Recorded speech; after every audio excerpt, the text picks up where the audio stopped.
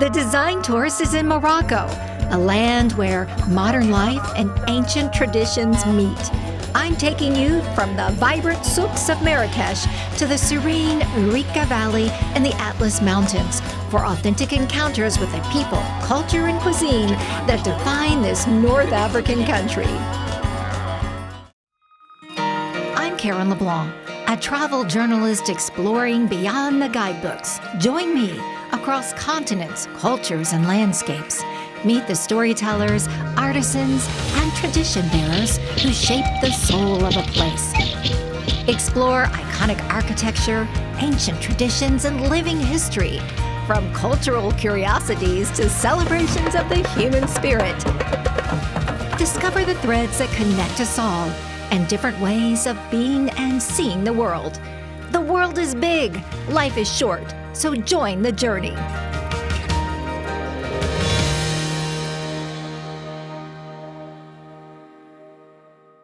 In this episode of The Design Tourist, we explore Marrakech's Red City, where every souk stall, mosaic, and riad tells the story of Moroccan design and culture. We venture to Berber mountain villages for encounters with artisans, argan oil, and ancient beauty. Let's go. Morocco resides in the Maghreb region of North Africa, bordered by the Atlantic Ocean and the Mediterranean Sea. At the time I traveled, there were no direct flights from the United States to Marrakech. I flew from Orlando, Florida, with a connection in Madrid to the Menara Airport, an architectural marvel that stands as a sculptural homage to Islamic craftsmanship and artistry. Hi, Saharis? Yeah. Karen. Nice to meet you. Thanks for having us. Well, we're excited to get our adventure. Saharis Morocco joins me on my journey as a private tour operator based in Marrakech. I chose to hire private guides and drivers to help me navigate the nuances of this North African country. As we approach the Medina's red clay walls, Marrakech's nickname, the Red City, becomes self-evident. The earthen wall surrounds the Medina, the ancient city, and a UNESCO World Heritage Site that forms the heart of Morocco's one-time capital. We enter the narrow streets of the Medina and reach a point unpassable for vehicles, so I walk down the alleyway to my accommodations, Riad Pachavana. The Riad serves as my home base while exploring Marrakech. It is perfectly located here in the Medina.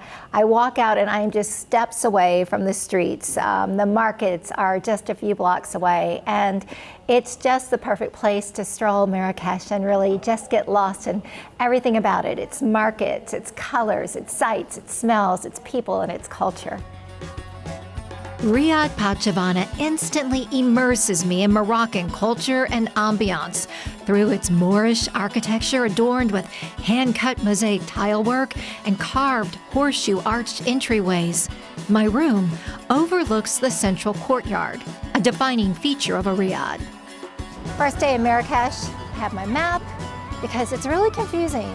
The streets are very maze-like.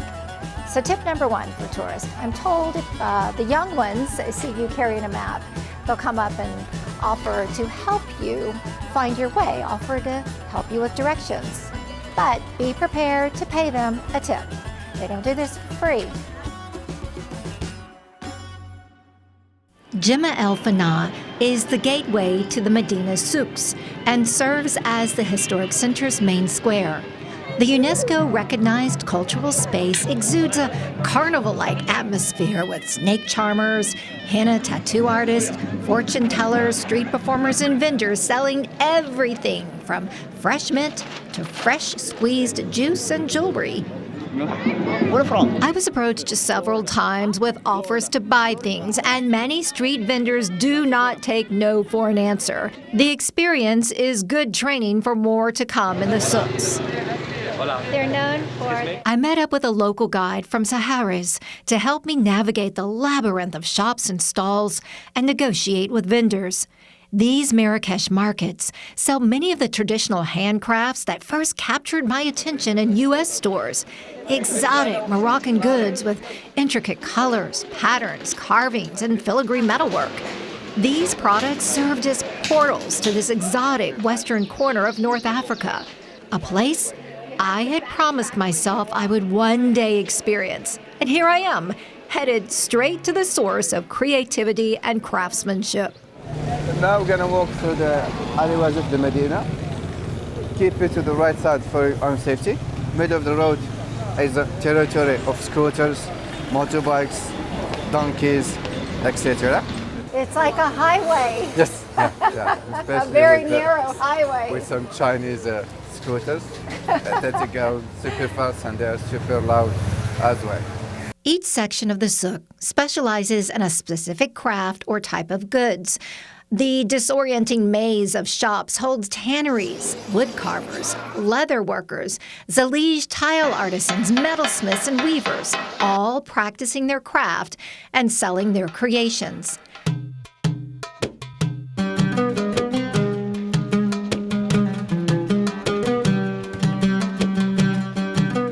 Search of handmade Moroccan leather goods. My guide leads me to leather artisan workshops where animal hides lie curing in the sun and artisans are at work stitching bags, shoes, and belts.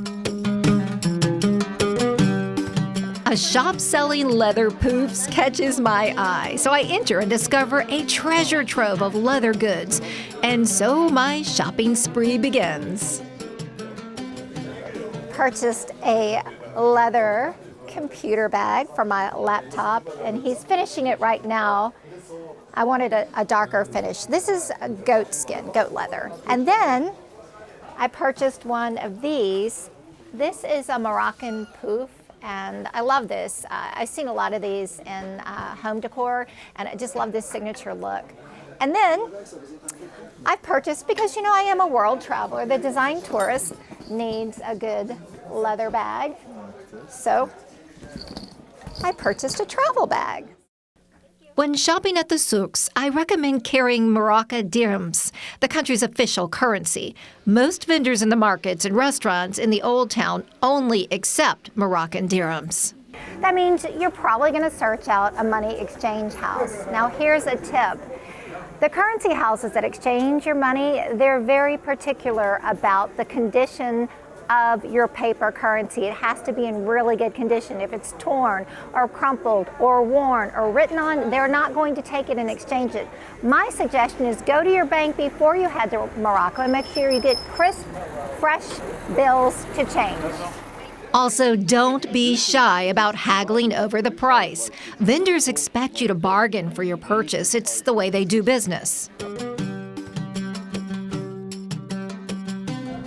Throughout the souks, you'll find Fondouks, and what these are trading squares. Back when Morocco did commerce by trading caravans, they would come to these Fondouks, and each one of these had product specialties.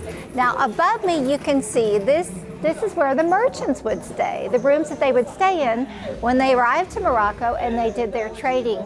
I met the owner of Fondouk Carbouche, who transformed this former inn for traveling merchants into an art and craft gallery. He wants to show me a picture he took with the King of Morocco, who he says visited to honor his establishment. Welcome to Marrakesh. I hope, inshallah, you stay in Marrakesh the best because we have the good weather. Every time we have the sun, people is very nice. But you is beautiful lady. Welcome. My new friend. Yes, thank you, lady.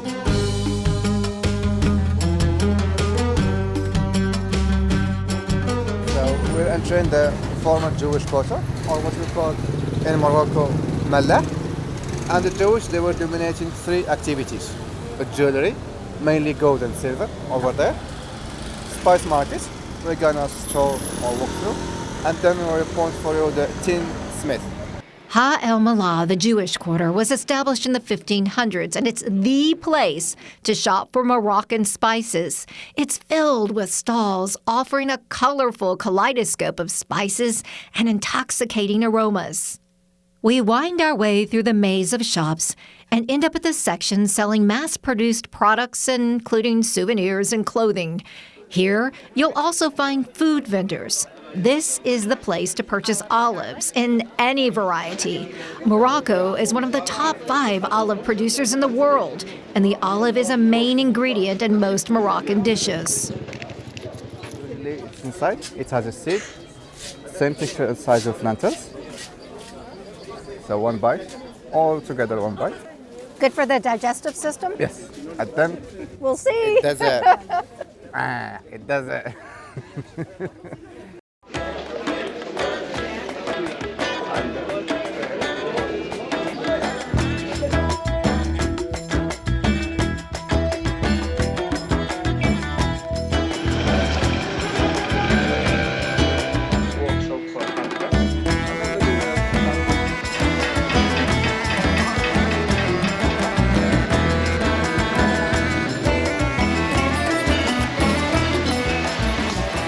Before we leave, I had to see a snake charmer coax the cobra into submission.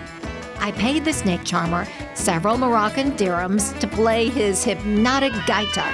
It's a wind instrument that produces piercing sounds. Snake charming in Morocco is rooted in ancient Berber folklore and North African mysticism, where snake charmers were considered healers with special powers that protected them from venom and allowed them to tame the reptiles. Although the practice is controversial, it's part of a larger oral and performative culture that earned the square UNESCO recognition as a masterpiece of oral and intangible heritage of humanity.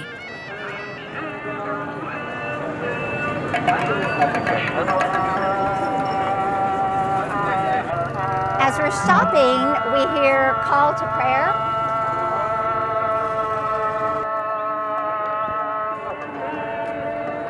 Koutoubia Mosque is an iconic landmark of Marrakesh and one of several that broadcasts the call to prayer chants. And you could easily fit 20,000 worshippers inside. The mosque minaret is the highest point in the Medina, standing 253 feet high. Before the invention of loudspeakers, my guide explains that the muezzin would ride a donkey up the winding staircase of the minaret to perform the call to prayer 5 times a day, beckoning Muslims to the mosque to pray together. Each morning at sunrise, I woke up to this call to prayer, which I considered a complimentary wake-up call.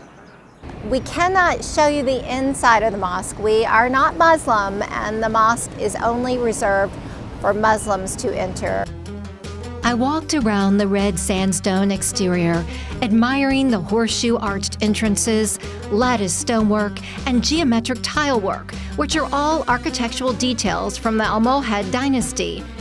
So this is the foundation of the original mosque, and it wasn't facing Mecca directly. Yes. So they built it again and made it oriented Toward Mecca. My guide points to an open space next to the mosque, which was the foundation of a misaligned mosque commissioned around 1147. After discovering that the first Koutoubia mosque did not precisely face Mecca, a new mosque was built next to it just slightly to the north, with the correct alignment.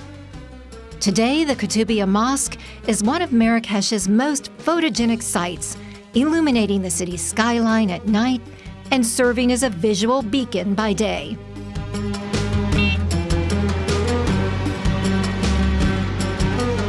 Morocco is camera ready, but it is not a photo shoot free-for-all. It is courteous to ask permission if you are going to take a photo, especially in the markets, of the vendors. It's very tempting because it's very colorful, it's very visual. Ask permission, also offer a tip. And occasionally you'll see a sign that says, taking pictures is allowed.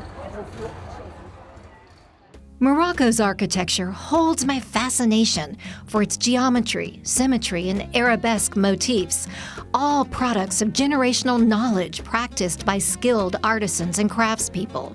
The Bahia Palace in Marrakesh embodies a mastery of Moroccan mosaic tile work known as zellej, hand-cut, tiny glazed ceramic tiles arranged in intricate patterns, some of which are optical illusions. This is actually done in a 3D effect. So if you look closely, you'll see that the tiles create this three-dimensional effect as you stand away from it. The 19th century palace is a popular tourist attraction in Marrakesh, so be prepared to navigate crowds of people all trying to take photos as they tour the spaces. With a little bit of patience, it is worth dealing with the crowds to experience the palace's architectural grandeur. The Bahia Palace name translates to brilliance, or the beautiful in Arabic, named after the builder, Musa's favorite wife. He started construction in the 1860s with the Grand Riad, a large garden surrounded by rooms which form the northern part of the palace complex. We enter Bahia's room covered in blue tilework. Blue was her favorite color. Musa died before he finished the palace, so his son, Ba Hamid, continued construction, adding courtyards, Riad gardens, and the marble-paved grand courtyard. After Ba Hamid's death in 1900, the palace became royal property of the French Protectorate, which governed Morocco from 1912 to 1956. Following Morocco's independence, the palace was used by the king before opening to the public as a historic site. At the time I visited, repairs were underway to fix damage from a powerful earthquake that struck Morocco on September 8, 2023, with a magnitude of 6.8.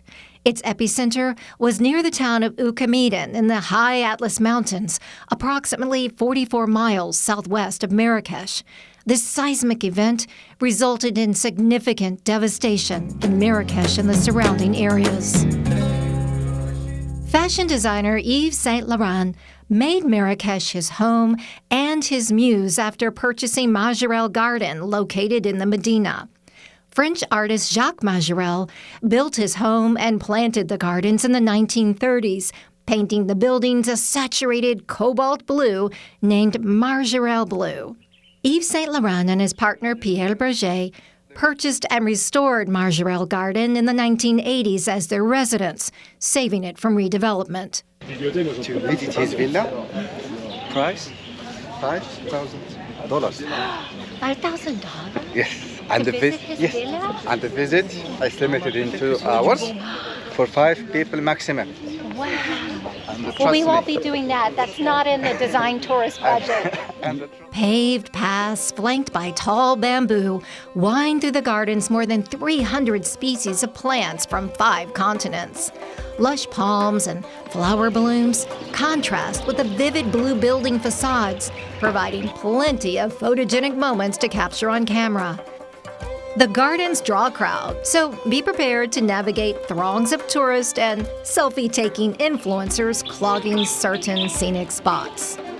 A memorial stands in one garden, paying tribute to Saint Laurent, who passed away in 2008. And his ashes were scattered here in the Majorelle Gardens.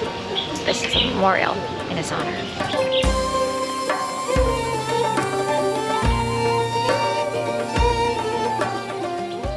Also on site is the former home and studio of Jacques Majorelle. It houses the Berber Museum, which showcases traditional jewelry, textiles, and tools from Morocco's Berber cultures. I can't show you the exhibits because the museum prohibits photography and filming, but it is worth visiting for an extra fee. The Yves Saint Laurent Museum is located next to the gardens and pays tribute to the fashion designer's legacy and fascination with Morocco. Photos and drawings of the home and the gardens and Saint Laurent's fashion design sketches are all on display.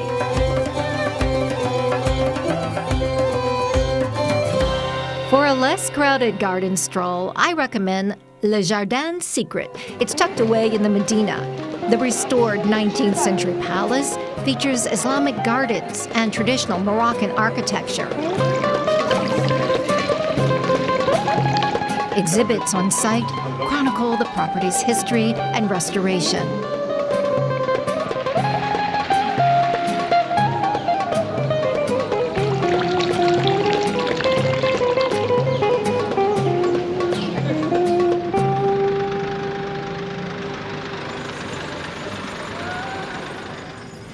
That evening, my private guide and driver with Saharis Morocco takes me to see the Palmeraie of Marrakech.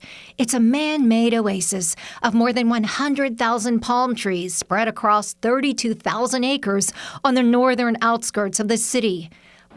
Some historical accounts date the palm groves to the 11th or 12th century, believing the Almohad dynasty created irrigation systems that channeled underground water from the Atlas Mountains to sustain the groves. He tells me that palms are very sacred in the Muslim culture. So if you come across a palm tree, you don't move it, you build around it. Today, the palm groves act as a microclimate regulator, providing shade, reducing desert erosion, and supporting biodiversity. It's also home to resorts, villas, and golf courses. That evening, I went searching for a cocktail to sip as I watched the sunset, which proved to be a challenge. Followers of Islam don't consume alcohol, so many restaurants, even in the tourist areas, don't serve alcohol. I finally found a restaurant that serves alcohol. I have wine and I have cocktails to choose from. So since it's hot out here and we've been walking a lot, I want something refreshing, so I think I'm going to go with an Aperol Spritz. Oh, cheers. Oh, yeah.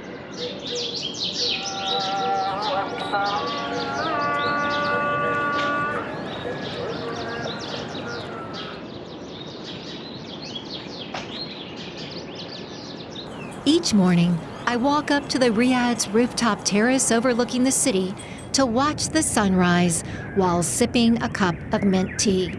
The mint tea ritual is a cherished tradition that symbolizes hospitality and friendship. Mint tea is served everywhere, all day long, as a way to socialize and take a time out. All right, we're going to change the pace here. I'm taking you outside of the bustling city of Marrakesh, up in the Atlas Mountains, to the Berber communities of Arica. Behind me is the valley. And the Berbers, they're an indigenous group to Morocco, and they make a living by producing goat milk and growing olives. Pottery making is deeply rooted in Berber artisanal traditions. So along the 1-hour drive from Marrakesh to the Arica Valley, I stopped in Tafsa, a village known for its pottery production. At a local workshop, I watched artisans shape pottery sourced from the surrounding Atlas Mountains by hand using foot-powered wheels. It's a method unchanged for centuries. Artisans fire the pieces in kilns or brick ovens, giving them a rustic finish, or they glaze and paint the pieces in elaborate patterns. The most popular and essential pottery product they produce is the tagine, a clay pot used for cooking. It takes about 3 days to make a tagine, and here is the finished product. Look at all of these gorgeous colors and designs. So they can get really fancy, like this one, makes a design statement, and cooks a delicious meal.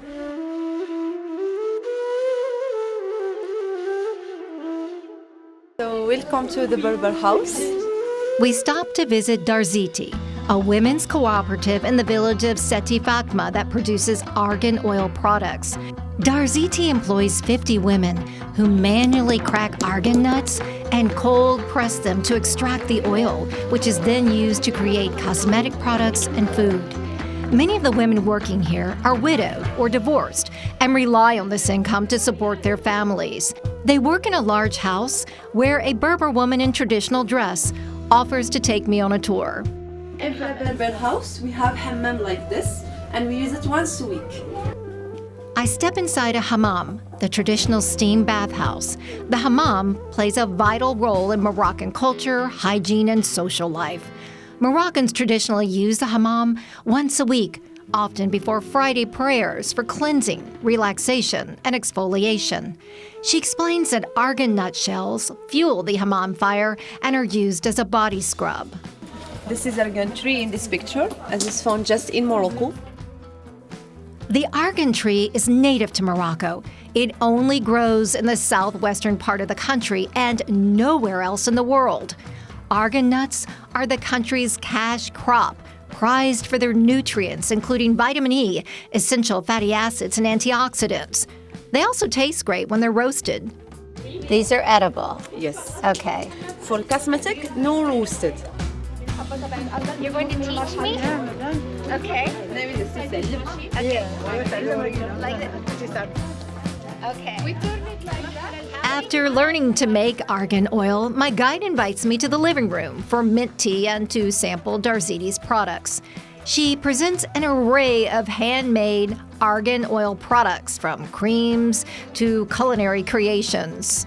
And here we have argan oil with rose for face, for the dark circles, wrinkles, and also for acne. You want to try some in your hair? Yes, for sure. Her sales pitch had me sampling numerous creams, oils, and food products, and it worked. There is an argan oil for everything. Yes.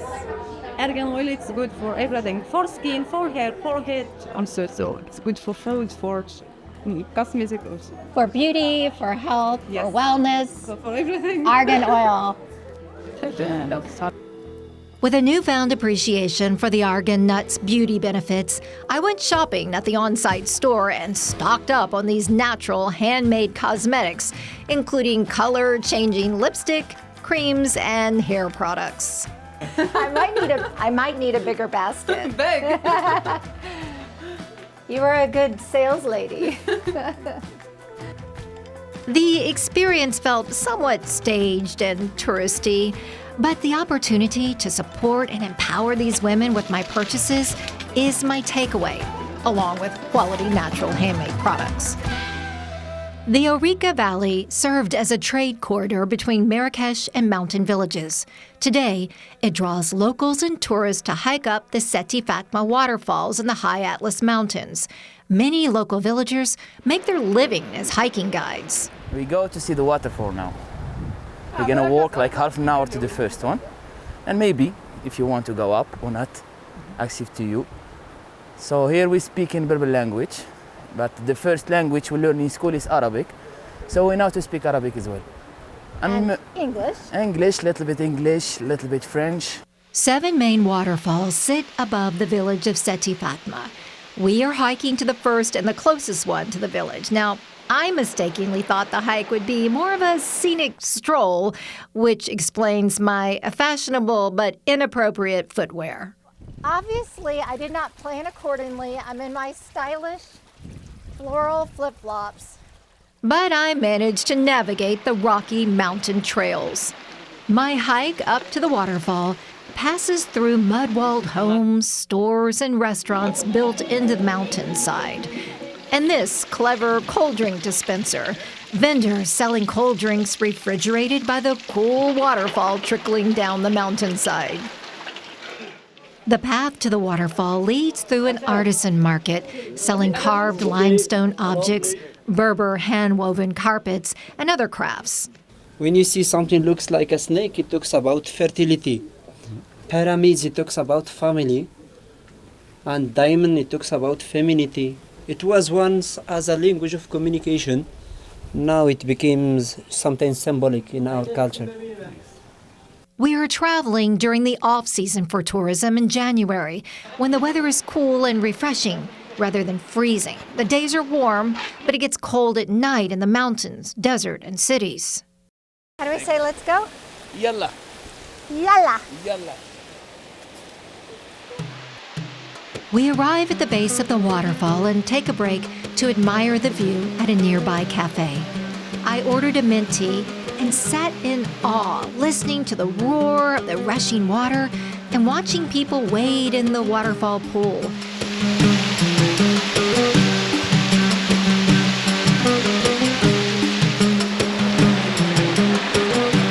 Thank you so much. You're welcome, sister. It was such a welcome. beautiful experience hiking the mountains, sharing all of your knowledge about your culture. Thank you, and big welcome anytime you come. It's your second country, so maybe next time in my house to eat Berber couscous. We would love that. Couscous, a grain dish, and tagine, a clay pot cooked dish, are staples of the Moroccan diet and on the menu at most restaurants. At the base of the waterfall, outdoor restaurants line the Eureka River, offering alfresco dining as part of the waterfall experience. A waiter leads me to a table set out on a blanket with pillows for seating and invites me to take off my shoes for dining. Of course, I ordered the chicken tagine. Moroccan cuisine exemplifies a mastery of spices combined in complex layers with olives and dates, both locally grown crops. Chicken and vegetable is the best one tagine for me.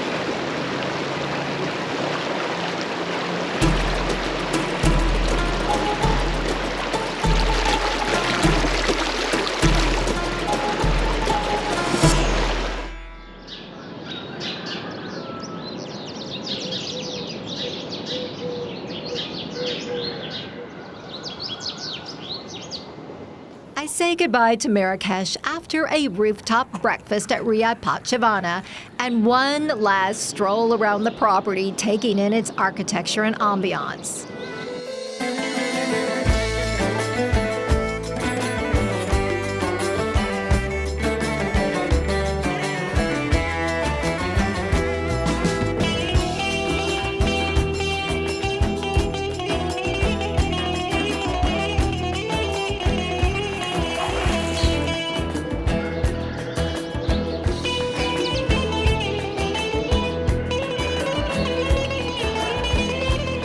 I say farewell to Morocco, and I carry with me an appreciation for its beautiful chaos, its cultural curiosities, and its timeless traditions. Traveling here is a journey between worlds where cosmopolitan cities pulse with energy, yet the silence of the mountain villages whisper ancient stories.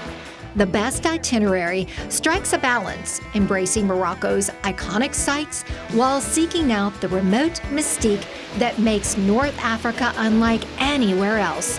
This is a land where the past and present intertwine, inviting travelers to experience not just a destination, but a way of life.